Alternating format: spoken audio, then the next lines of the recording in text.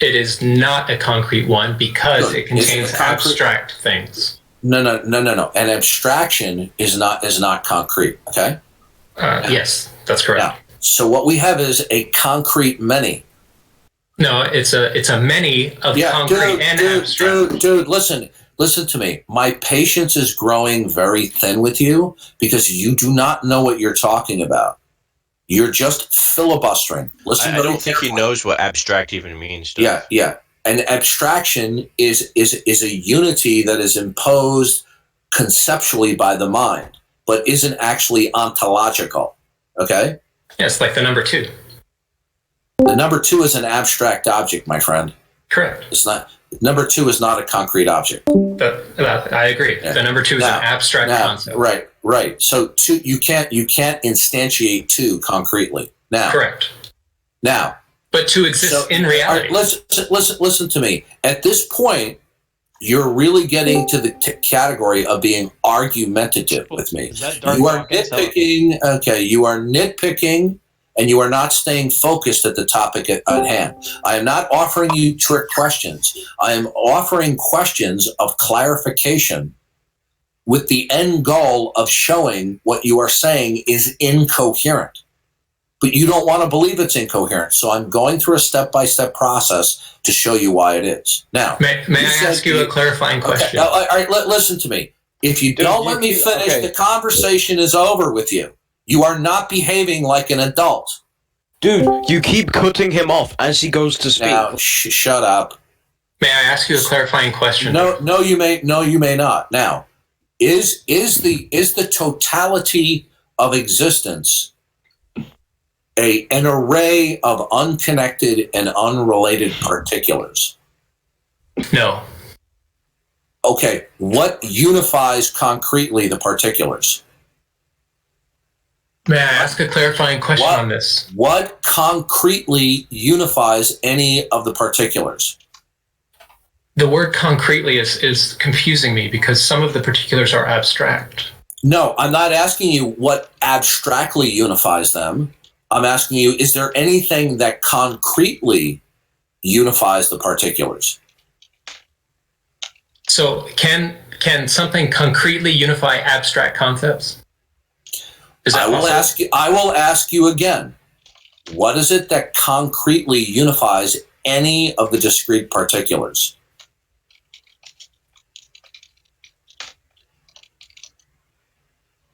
Other than they exist within the framework of reality, I don't have another answer for that. Reality is an abstract concept. It's not concrete. You believe? Wait, reality is an abstract concept? Will you say that again? I'm saying from your point of view, reality is a conceptual abstract set. I disagree. Oh, good. Then what is the concrete unifier of the particulars? Some of reality is abstract, some is concrete. Okay, listen, this is your last chance. You are doing so badly, you are not even coherently responding to me. You are giving me borderline nonsensical responses. I don't know whether it's deliberate or it's inadvertent. Okay? Now, either listen, I explain my confusion? Listen, did I tell you I'm giving you one more chance? I've been more than patient with you. Now, either you have some concrete unifier of particulars or you don't. Which is it? And you will not accept that they exist within reality as a unifier, correct? Do you have a concrete unifier of any of the particulars or not? I don't understand how a concrete unifier could apply to abstract concepts. Okay. However, we're not talking about abstractions right now. We're talking about concreteness. We have an array of concrete particulars. Okay. That's not reality, though. Okay, you're not under. Okay, listen, we're moving on. You're an idiot. Next. Reality is a set of abstract. Listen to me. You're an idiot. You don't know what you're talking about. You are blathering incoherently. Now, I don't know if you're doing this on purpose to troll, or you are just simply clueless. I'm not trying to troll. Darth, let me ask you carefully. Let me ask you this one question, Darth.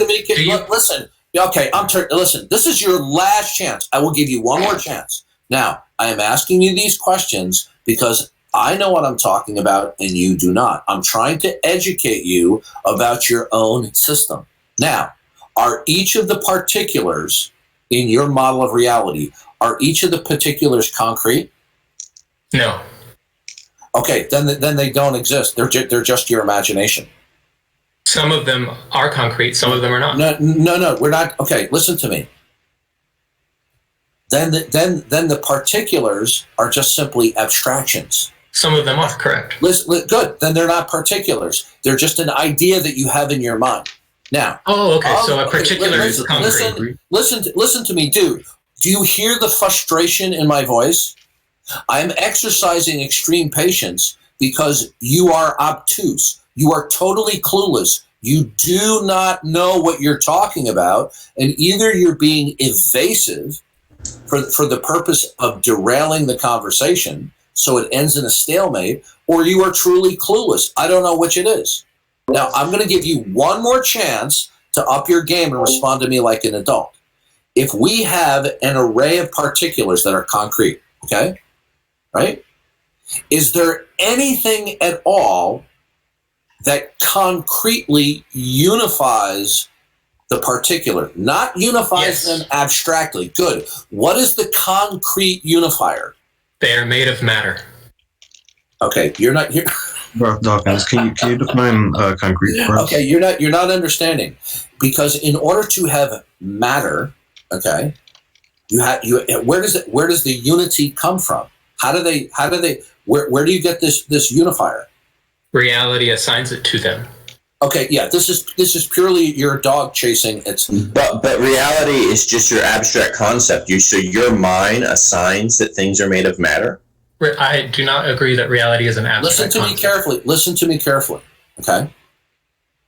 When you say they're all made of matter, the concrete ones, yes. Okay, yeah, you're not. Yeah, but you're not. What you're not understanding is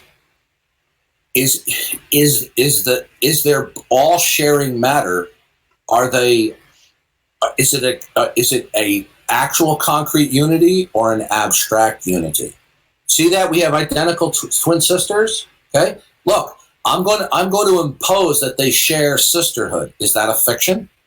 They appear to share concretely sisterhood, but the appearance. Please don't interrupt me. I will get to you momentarily.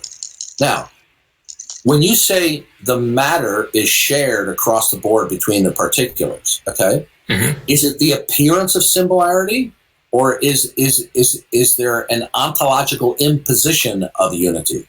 That is an ontological imposition. What imposes the unity among the diversity? What imposes? Reality does. No, okay, yeah, we're done. That's the same answer you gave before. We're done. Okay. You are ill-equipped to carry on an adult conversation. Next. Okay. Okay, dude, the people in chat were asking you if you could define concrete. I get like a 1 minute closing. Something. No, there's no closing because you were totally clueless, and I don't know whether you're trolling or you're really this obtuse. You're just having a stream of consciousness. Whenever somebody doesn't know what they're talking about, and somebody like myself asked for specificity, the go-to response is reality, existence, reality, existence.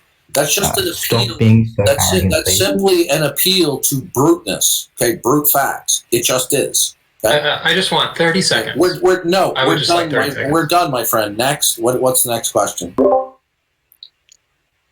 I got a question. Go ahead. Could you? I'm sorry. Go ahead. What are your? Yeah, I just want to close with one quick thing, please. All right.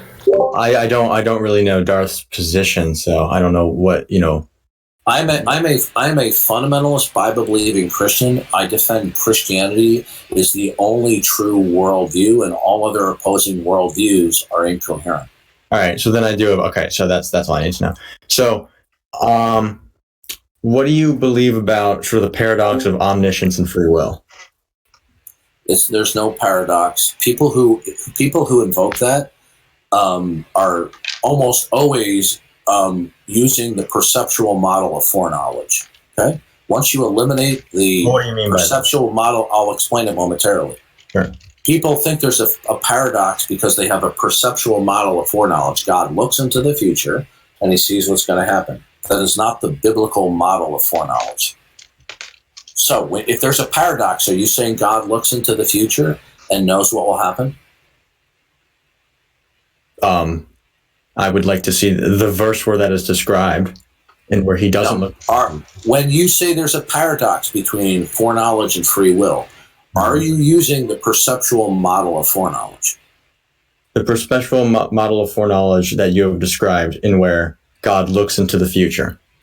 Is that what the paradox is based upon? That is one interpretation of it, but there can be others. Okay, well, let's go one by one. Are you putting that on the table? Sure, yeah. I can put that on the table. Okay, well, that's not coherent because the future is an abstraction. The future is an abstraction. There's nothing to look at because it's an abstraction, my friend. So what do you mean? Listen carefully. The past and the future are conceptual abstractions. They do not concretely exist. Now, in the biblical model, okay, the biblical model that I hold to is that God, being omniscient, simply innately knows the truth value of all propositions. And so God can freely know, because of who and what he is, that I will freely choose to eat a slice of pizza tomorrow or not. Now, because God knows it, okay, I will choose to eat a slice of pizza, but I will not necessarily choose to do it. What's the difference? The difference is an error in modal logic. I will do it something, but I won't necessarily do it. Okay, so once we understand God's foreknowledge from that model, there is no paradox. So in essence, what I'm hearing is something you referenced. Basically, the free choice is something that can be known by God. God knows God because of God's creator status, because of God's omniscience and sovereignty. God knows the truth value of all propositions. So let me give you an illustration. This does not prove it, but it will help you to illustrate it. Suppose I write down on a piece of paper that Dan tomorrow at 1 p.m. will either eat a slice of pizza tomorrow for lunch or he will not eat a slice of pizza. Okay? Mm-hmm. Now, that statement, okay, from God's point of view, is either true or false. Now, I don't know yet because of my limitations whether that proposition has a truth value of true or false. Okay, but that proposition is either true or false. Now, tomorrow, after that timeline or time index comes, then due to our humanness, we then will be able to know whether the proposition in retrospect is true or false. But God simply knows the truth value of that before it happens.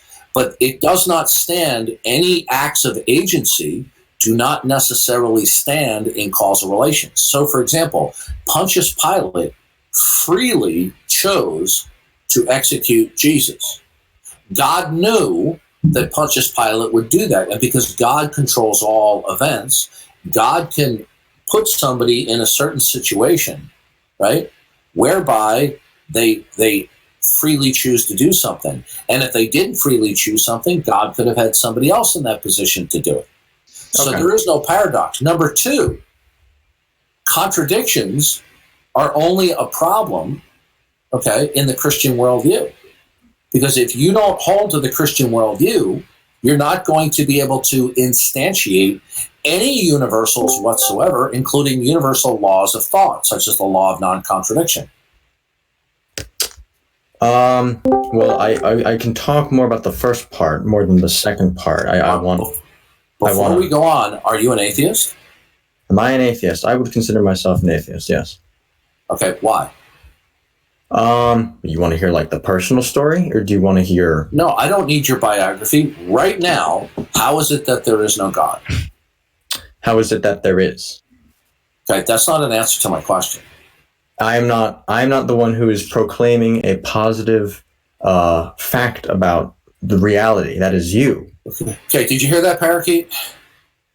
Yeah, it's your burden Yep. to prove that God exists. Okay, did you hear that? This is the knee-jerk reaction of the amateur atheist. Okay, let me make it very clear to you.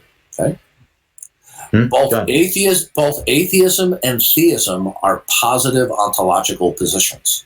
Okay? Now, Sure? there is no escaping this. Let me show it to you. Okay, the reason why you and other internet atheists are hiding behind lacktheism is because you have no confidence in your ability to defend the falsity of God. So what you are trying to do is you're trying to represent classical and historical atheism as an autobiographical statement of your personal psychology. But unfortunately, that fails upon a very simple question. Are you willing to invoke the necessity of referencing the necessity of God when you speak facts? The necessity of God. Am I willing to invoke that? Will you assert the necessity of referencing the necessity of God to invoke facts? Am I willing to reference the necessity? Are you willing to invoke the necessity of referencing the necessity of God when invoking facts?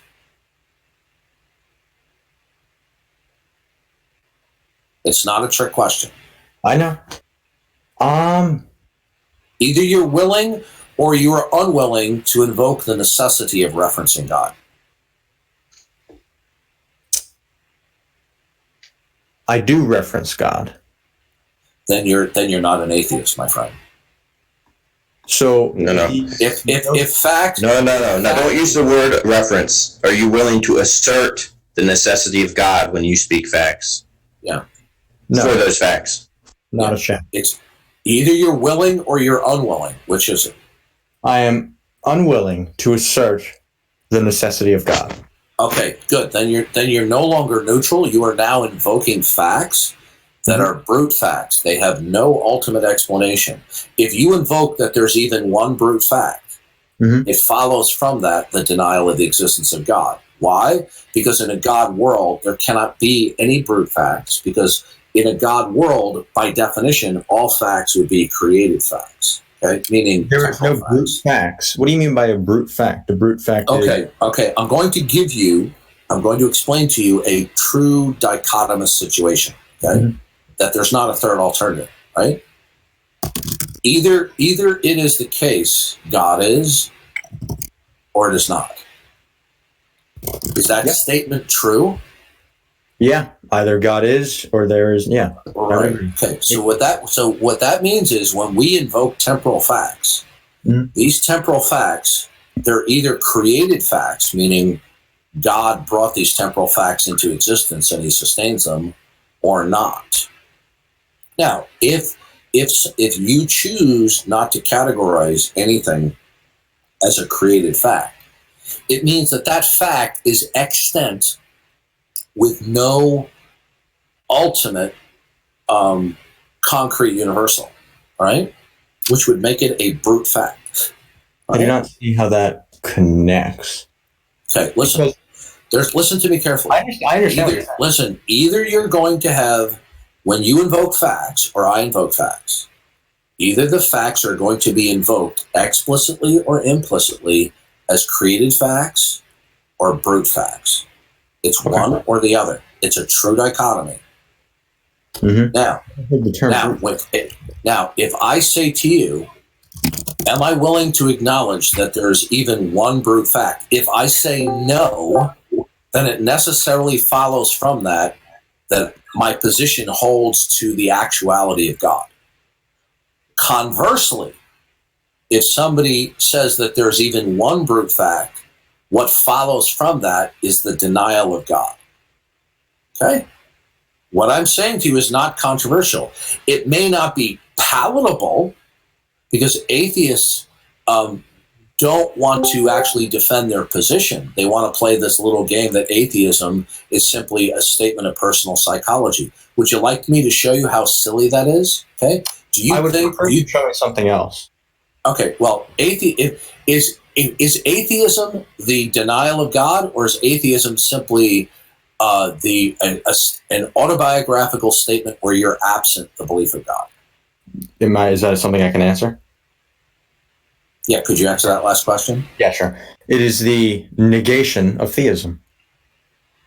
Okay, then it is the denial of God. Yes. It is ontologically parasitic upon theism. Okay, now, so how is it that there is no ultimate creator God? How is it that it is no ultimate creator God? Well, this gets back to the thing which I was going to say, and you just agreed with me, that if atheism is ontologically parasitic upon God, it is therefore necessarily contingent and therefore exists as a product of theism, not as a positive claim on its own. Yeah, that was not an answer to my question. Blah, blah, blah.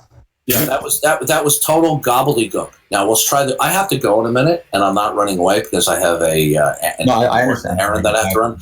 I promise you, I'll be back probably in an hour or so at the most, and we can continue. I have to go too, so I understand. Yeah, because I don't want you to think I'm blowing you off. But No, you have not addressed the question as to how there is no creator God. I think we still have a fundamental disagreement upon the burden of proof, and I do not mean to say that. That's an atheist. That's an atheist cliche. Okay. Okay. Okay. Atheism either is the denial of God, or you're simply claiming that atheism is an autobiographical statement of your personal psychology. Which is it? It is the denial of God. Good. Then how is it that God doesn't exist?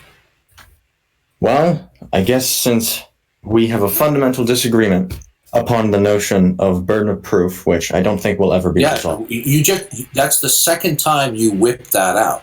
I know, I'm getting past that. That's a dodge. I'm not dodge. I know. Yeah, you're not understanding. If I fail, listen to me carefully. Yeah. If I fail to satisfy you and convince you that God exists, it doesn't follow from that God does not exist. That's argumentation. Yeah. Okay. Kai Nielsen is a famous atheist author, and I will quote him. He was no friend to theism. He said, all of the reasons for God might fail, but it still may be the case that God exists. So the fail that I give you answers that are unsatisfactory, it doesn't follow from that the falsity of God. So how is it that there is no God?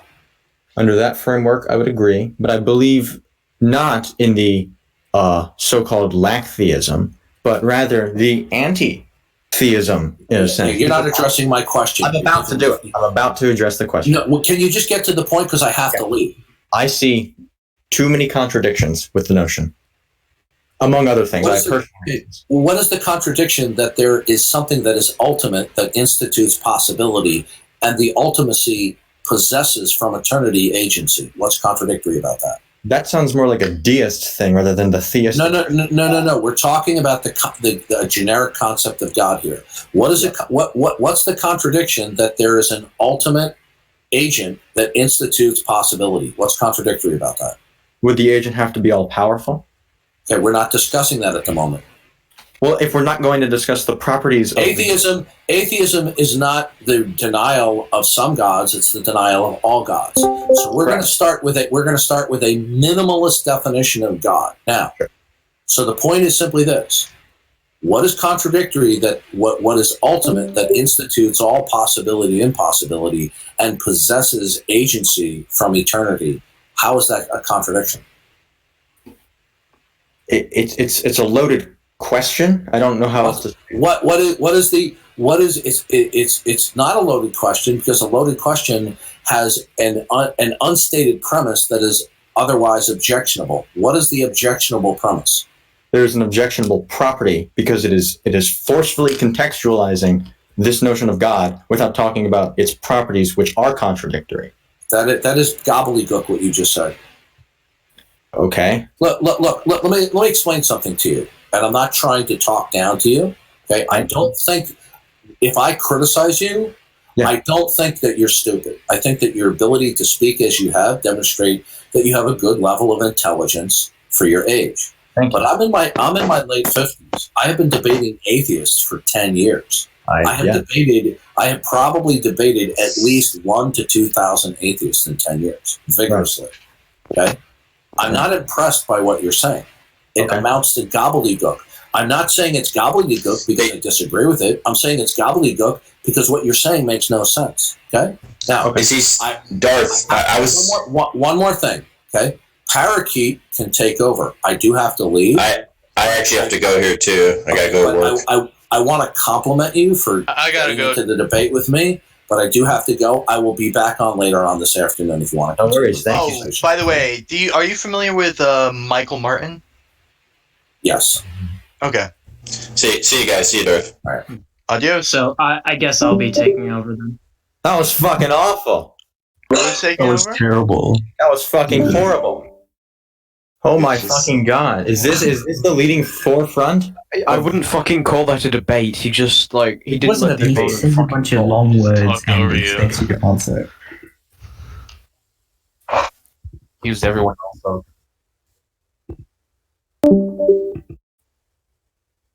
Oh my fucking god! That was horrible. So Guys, he's a presuppositionalist, right? Guys. Of course he is. You understand how a debate works, right? So It's two ways, yeah, usually. it's not two ways though. The point of a debate is you have a mediator. You had absolutely no mediator there whatsoever. Sure, it was more like a I'll be completely honest with you. I think a mediator. You were having a Socratic. I'll be completely honest with you. I don't think a mediator. I think while mediators are a good idea, if we had a mediator, I'm pretty sure Darth, considering how he was so vigorously reacting to people trying to complete their point before he interrupted them. No. I'm not saying it was. Okay, I did say that actually. I just wouldn't consider it a debate. But I still don't think he would have stayed if we had a moderator. Oh, 100% he would have left. He never, does It's anything. it's like a peasant talking up to a fucking autocrat. Listen, I mean, there's been some times on other servers where he's gotten muted for over talking people, and then he fucking he goes off on the Yes, staff. Exactly. You know, That's he exactly is what I like was a assuming walking would happen. man-child with a script to play. So. And then he calls people that actually get to provide an argument childish. I would like. No, but it's just entertaining. I don't know what else to say. I would like to talk to him since I'm technically not atheist. I gotta see see where that goes. What the fuck was he talking about with particulates? I joined halfway and I had no fucking. By a particulate, he meant it's hard to explain, and he made no effort to explain it. But essentially, it's